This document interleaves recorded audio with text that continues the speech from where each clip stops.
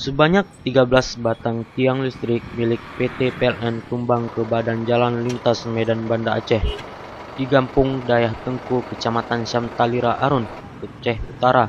Akibatnya, Kecamatan Syamtalira Arun dan Kecamatan Tanah Pasir Gelap gulita.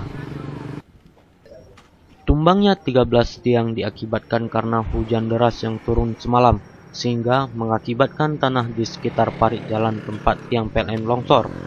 Selain itu, 24 trafo di 2 kecamatan tersebut tidak berfungsi, yang mengakibatkan aliran listrik ke 27 kampung terputus.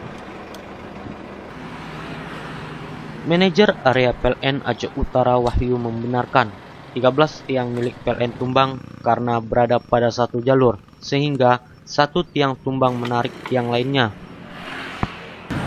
Yang mengalami kerusakan 13 tiang. Nah, posisinya itu karena memang semalam itu kan hujan besar ya, sehingga menyebabkan tanah tumpukannya ini jadi longsor, sehingga kan tiang kita kan berkawat semua. Jadi kalau satu yang jatuh, otomatis menarik seluruh tiang yang jatuh. Ya.